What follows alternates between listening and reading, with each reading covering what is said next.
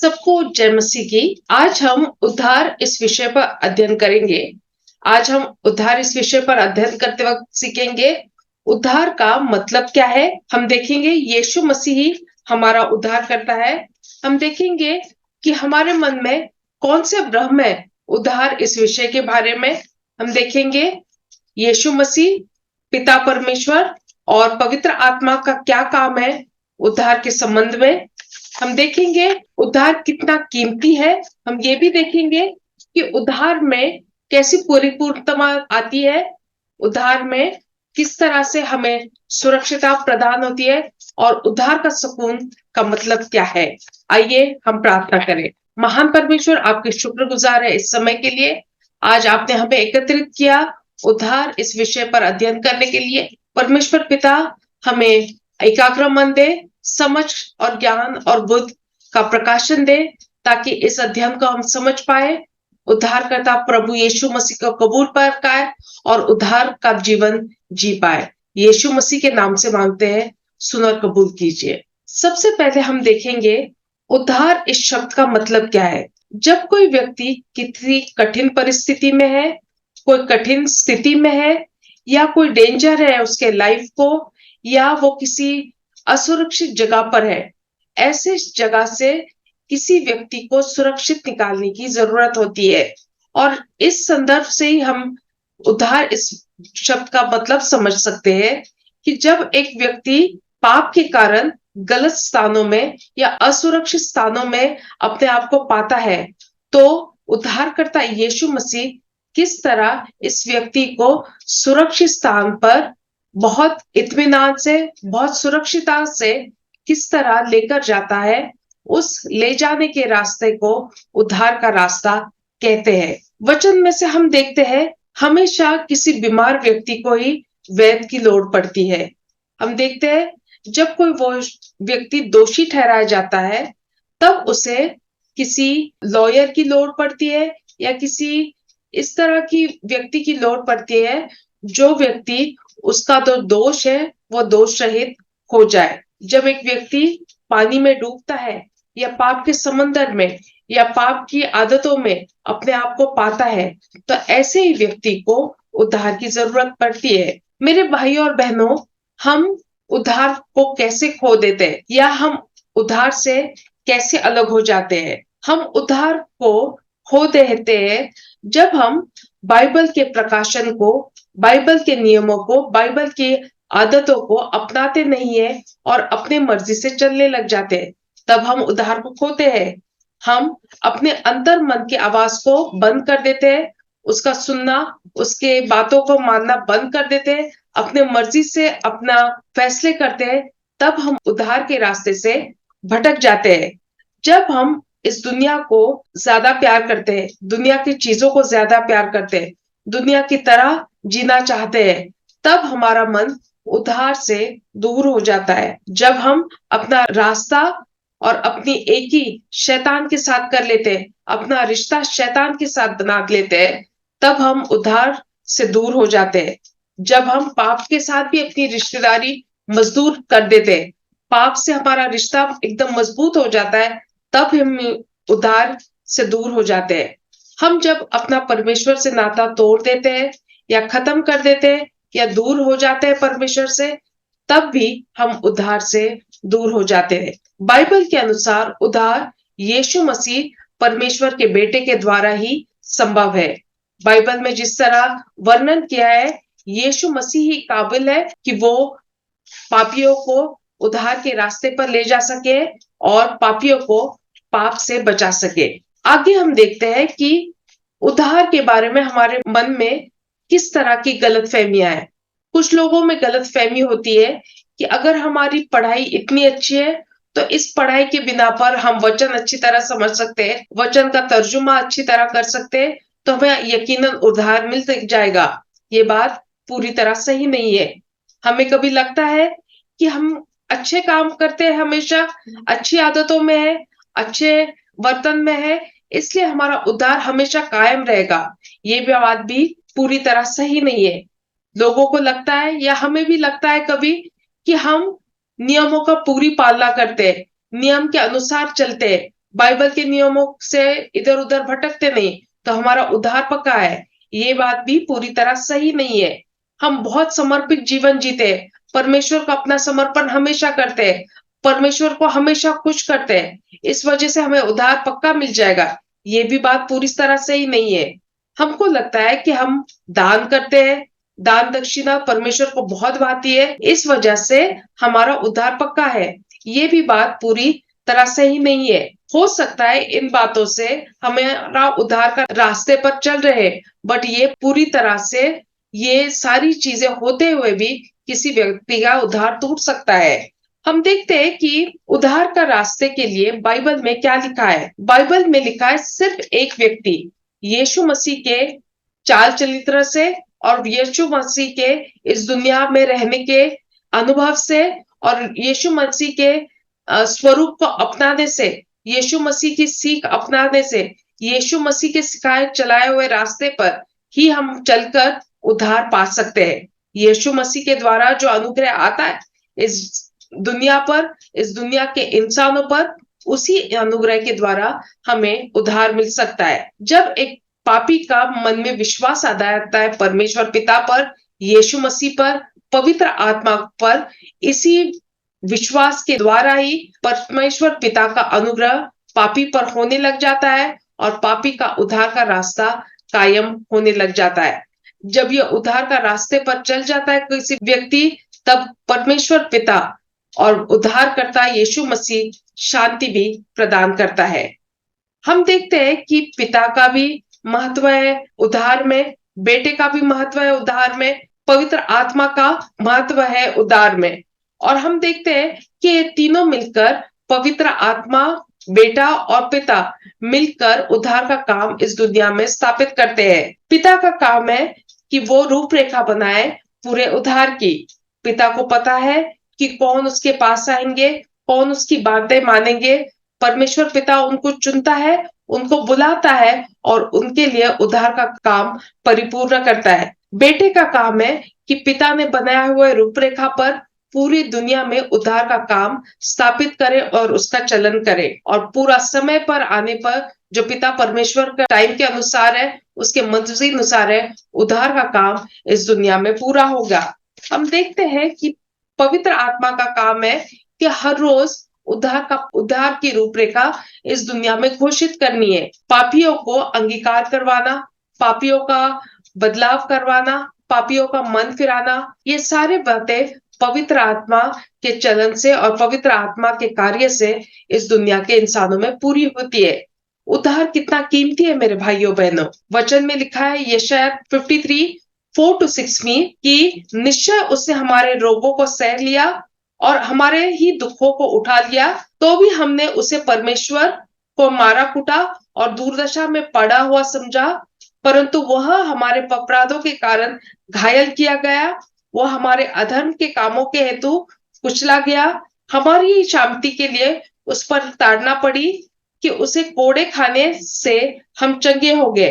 हम तो सब के सब भेड़ों की नाई भटक गए थे, हम में से हर एक ने अपना अपना मार्ग लिया और यहोवा ने हम सबों को अधर्म का बोझ उस पर लाद दिया है। प्रकाशित वाक्य में यूहन्ना लिखता है कि पूरा आकाश यीशु मसीह के सृष्टि के निर्माण के कार्य को और उद्धार के कार्य की गुणगान और स्तुति करता है। पुराने नियम में उद्धार के कुछ रूप दिए हुए। सबसे पहले इंसानों ने पाप किया, आदम और हवा ने पाप किया और उन्हें अपने आप पर इस पाप करने के कारण शर्म आई और उनको लगा कि हम निर्वस्त्र हैं। तब प्रभु परमेश्वर ने उन्हें क्षमा किया और उन्हें कपड़ों से, वस्त्रों से सुशोभित किया। ये बातें देखते हैं हम कि परमेश्वर की अनुग्रह, कितना अनुग्रहकारी परमेश्वर है, और उसके द्वारा उससे पहले दो पापी इंसान को इस जगत के, उनको भी क्षमा करके उद्धार के रास्ते पर चलाया। जब हमारा उद्धार हो जाता है तब परमेश्वर हमें कबूल कर देता है।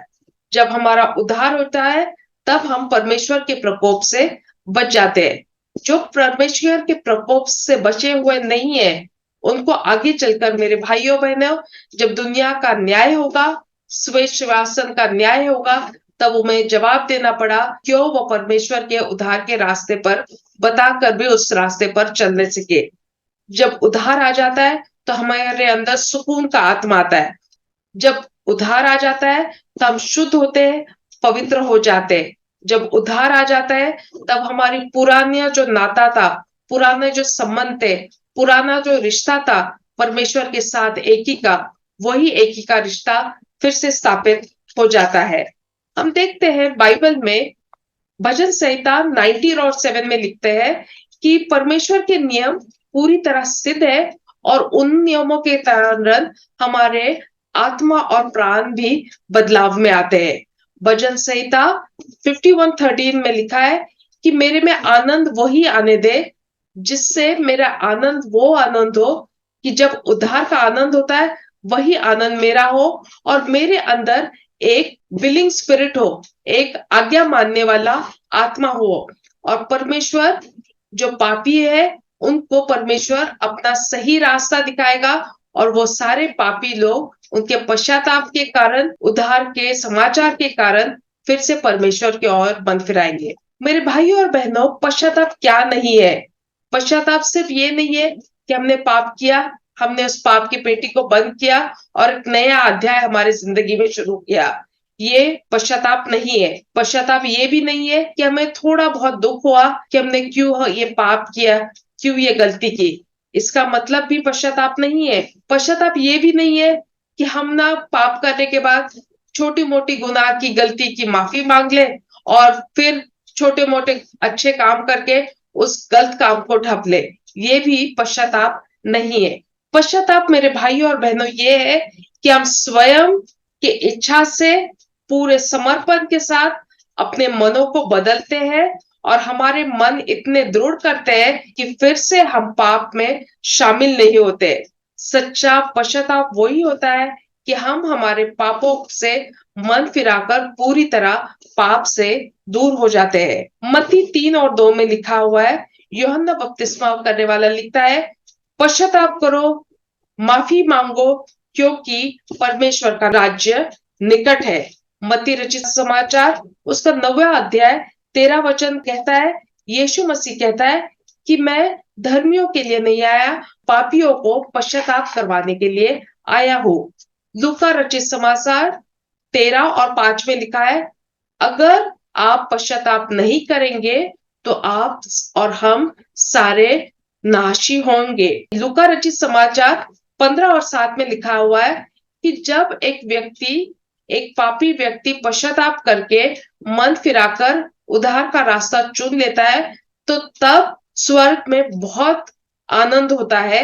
और इसके बजाय जब 99 जो धर्मी लोग होते हैं उन पर तो उल्लास और आनंद तो होता है, बट एक मन फिराने वाले पापी पर बहुत ज्यादा हर्ष और उल्लास होता है।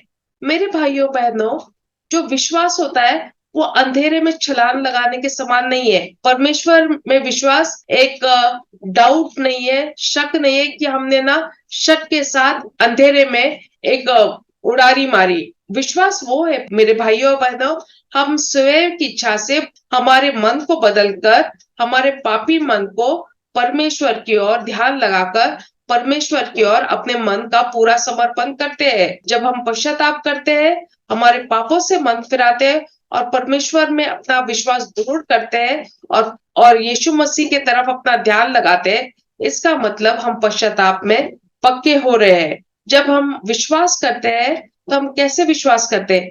विश्वास करते हैं हम परमेश्वर के वचन सुनने से, और इसी सुनने की वजह से हमने विश्वास में बढ़ोतरी होती है।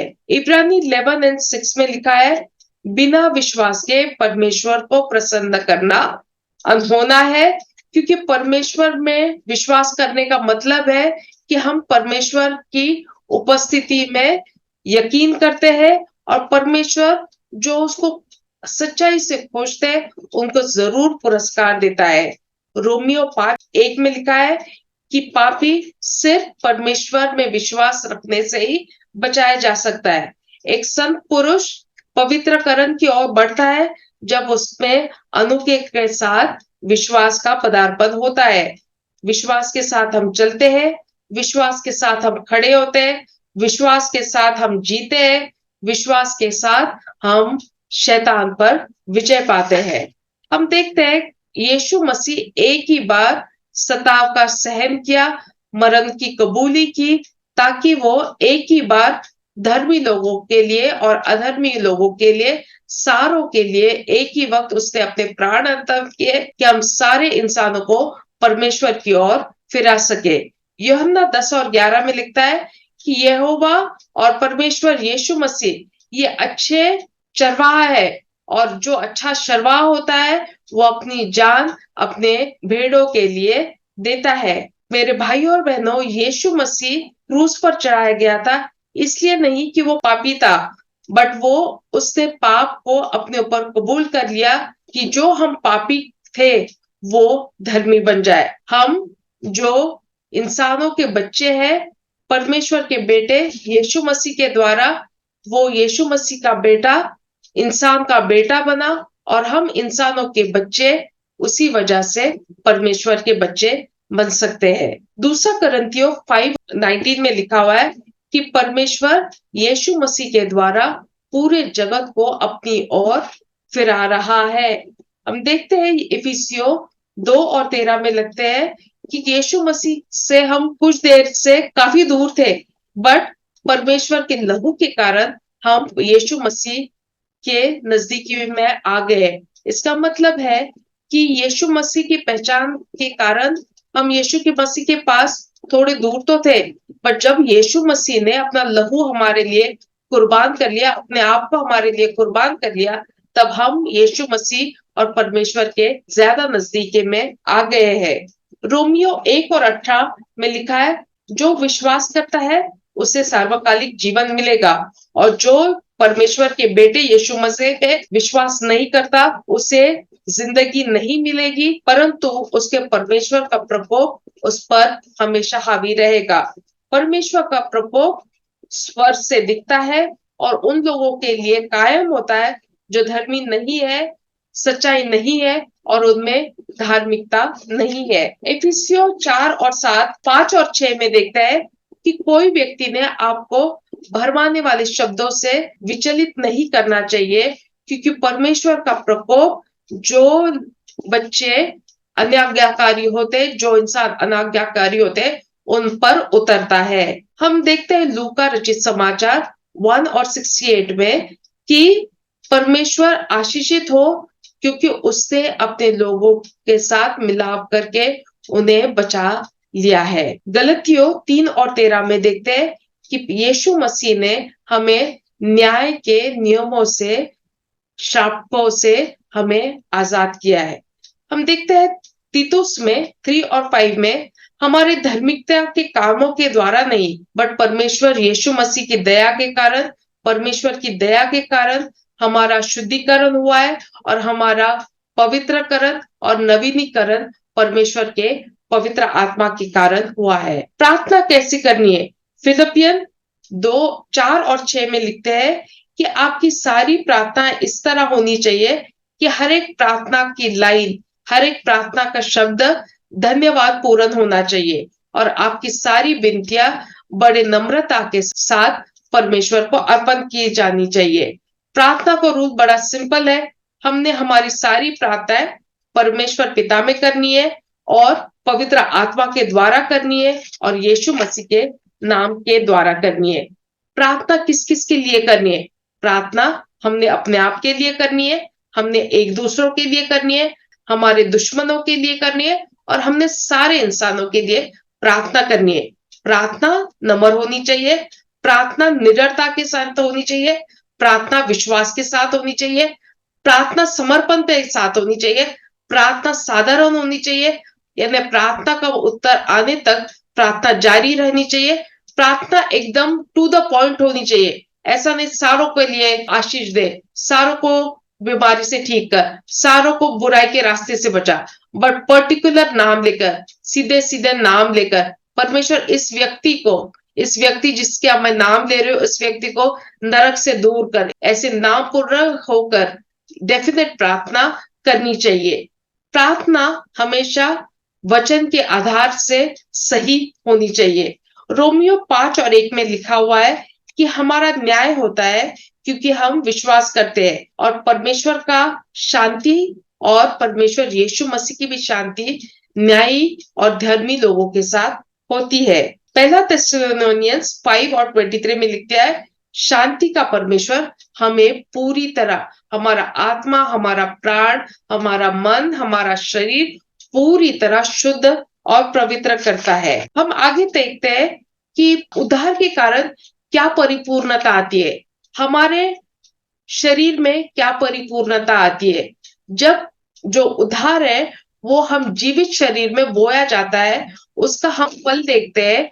तब जब हम उद्धार पाएंगे तब उद्धार की हमारे शरीरों में पूर्णता दिखेगी, हमारे शारीरिक नैसर्गिक शरीर आत्मिक शरीर बन जाएंगे। हमारे प्राणों के आधार पर उद्धार का क्या महत्व है, हमारे विश्वास की आखिरी कड़ी है कि हमारे प्राणों का भी उद्धार होगा। हमारे आत्माओं के साथ उद्धार का क्या संबंध है, हमारी आत्मा पवित्र आत्मा के साथ गवाही देती है कि उद्धार के कारण हम परमेश्वर के बच्चे कहलाए जाएंगे।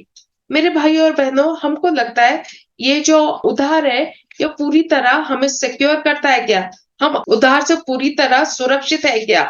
हमको लगता है कि हम उद्धार पाकर भी फिर से अलग हो सकते हैं क्या परमेश्वर के उद्धार से। हमें लगता है बहुत बार हमें डर सताता है कि क्या हमारा उद्धार हमसे वापस ले लिया जाएगा। मेरे भाई और बहनों, मैं सोचती हूँ और आपको समझना बहुत जरूरी है, परमेश्वर पिता हमें हमेशा यकीन दिलाता है कि हम अगर सही जिंदगी जिएंगे तो हमारा उद्धार चिरकाल और अनंत के ताल के लिए टिका रहेगा। परमेश्वर पिता ने पूरी तरह रूपरेखा तैयार की थी कि उद्धार किस तरह रहेगा।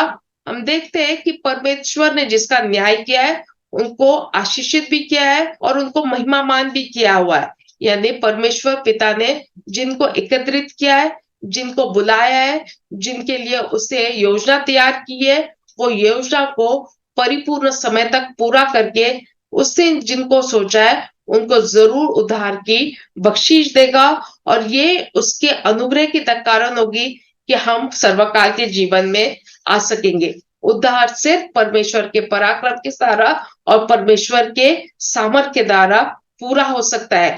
हमें क्यों ताड़ना मिलती है, क्योंकि परमेश्वर हमसे प्यार करता है, वो हमारा उद्धार करना चाहता है, हमारा उद्धार कायम रहेगा, इसलिए वो हमें ताड़ना करता है। परमेश्वर पिता ने अपने बेटे को कबूली दी है, उससे वादा किया है कि वो उद्धार देगा और वो सारे इंसानों के उद्धार के लिए प्रार्थना करता है। उसके मौत के द्वारा, उसके जिलाए जाने के द्वारा, उसके उद्धारकर्ता बनने के द्वारा और उसकी आज की जो सेवकाई है, यीशु मसीह आज भी हमारे लिए पूर्णतः सुरक्षित रखना चाहता है हमारा उद्धार।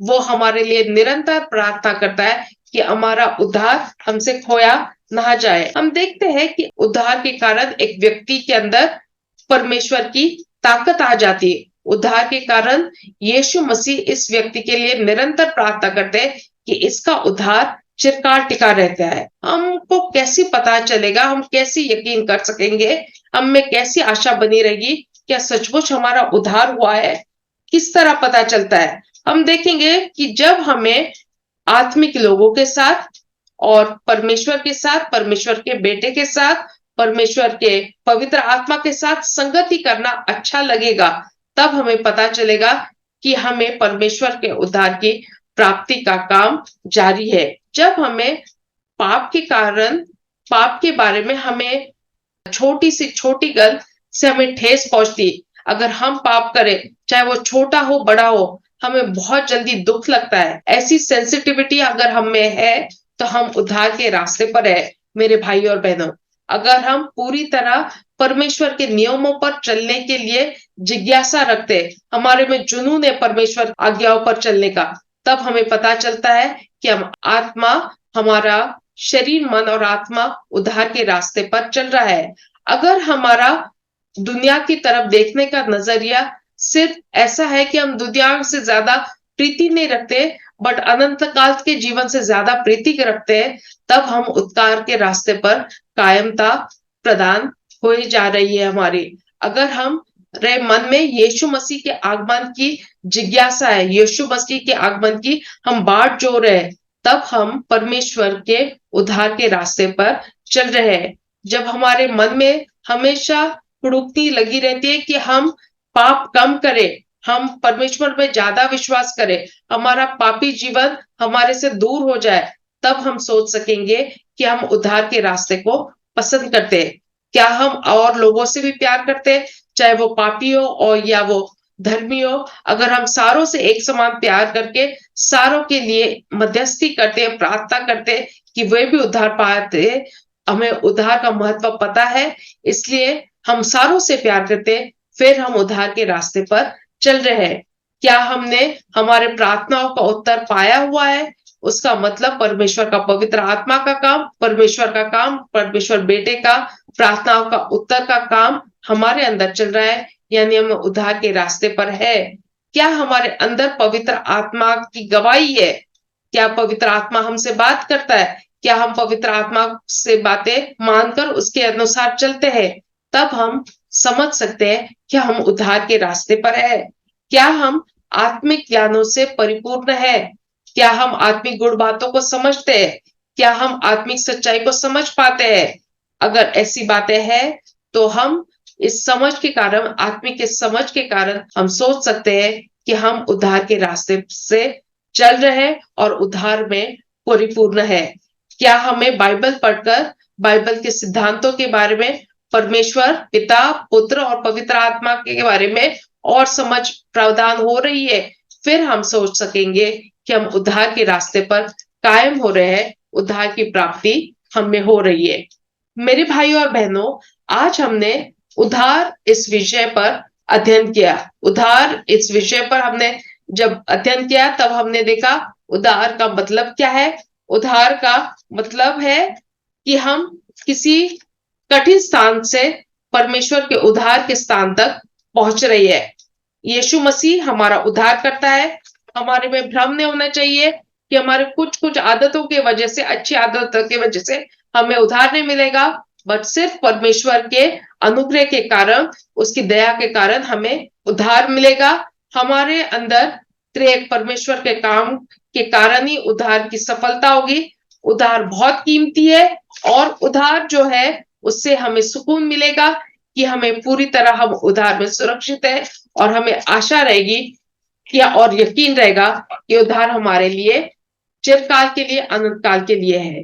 मेरी भाइयों और बहनों, बहुत जरूरी है इस दुनियावी जिंदगी में सही निर्णय लेने के लिए, सही विचार रखने के लिए, सही आदतें बनाने के लिए, परमेश्वर यीशु मसीह को अपनाने के लिए हमारी जिम्मेदारी बनती है। हम अपने आप को भी, हमारे सगे संबंधियों को भी, हमारे दोस्तों मित्रों को भी उद्धार के रास्ते के बारे में बताए, यीशु मसीह उद्धारकर्ता के बारे में बताए, और उसी मसीह के उद्धार के कारण ही हमारी जिंदगियां चिरकाल के लिए इस दुनिया में चल सकेंगी और अनंत काल के लिए परमेश्वर के राज्य में भी हम चल सकेंगे। आमीन।